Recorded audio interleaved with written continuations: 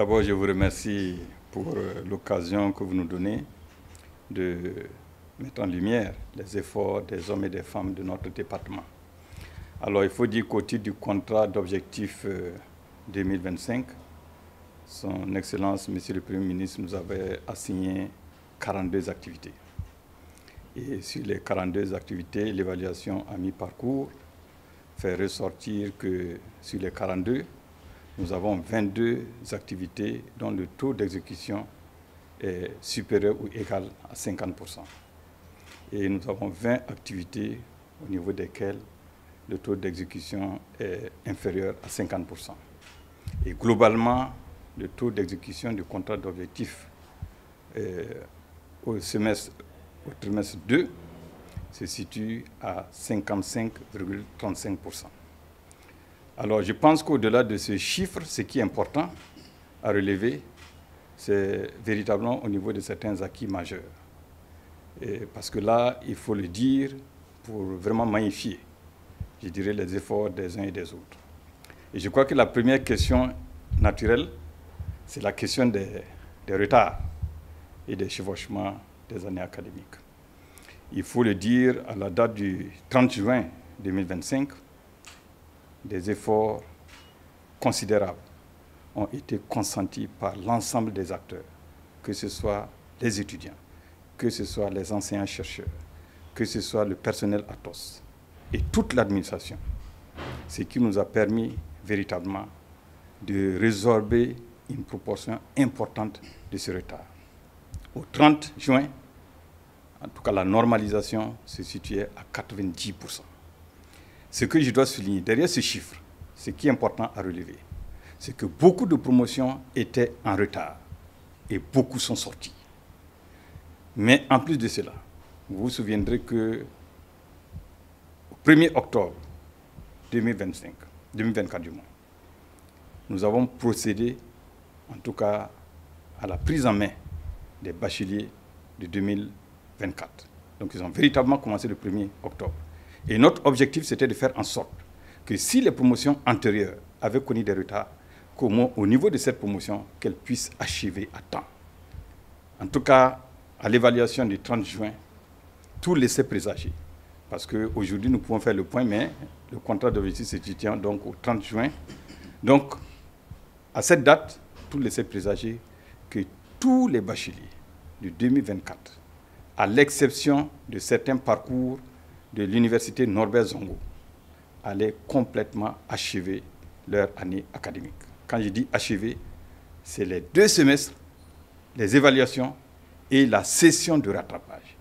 Et franchement, c'est du jamais vu.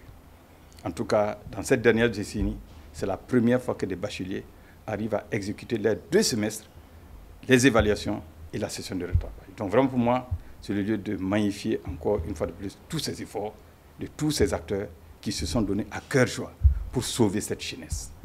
Alors, à côté donc de cet important acquis, nous avons également entrepris un certain nombre de réformes, au nombre desquelles nous avons la carte universitaire et le choix des filières prioritaires. Les deux sont liés.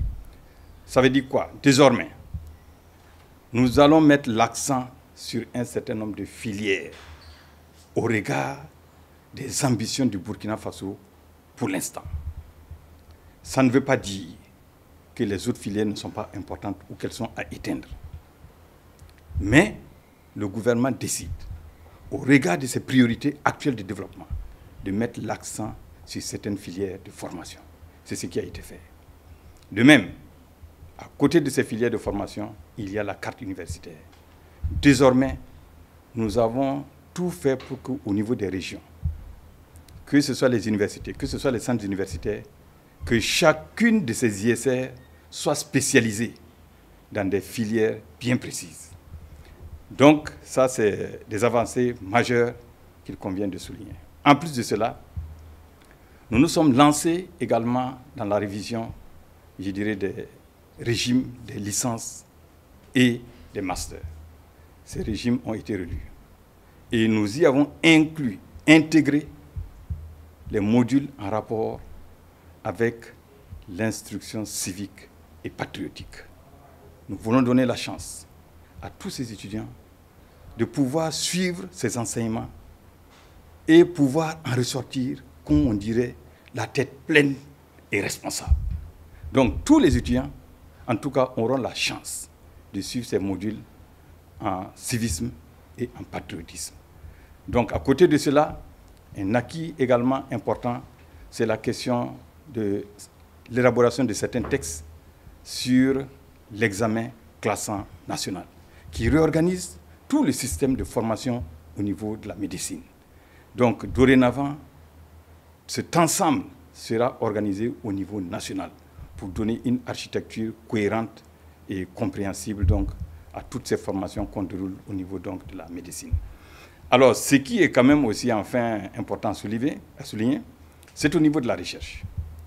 Alors, il faut souligner que nos chercheurs et nos anciens chercheurs, en tout cas, sont des hommes et des femmes compétentes.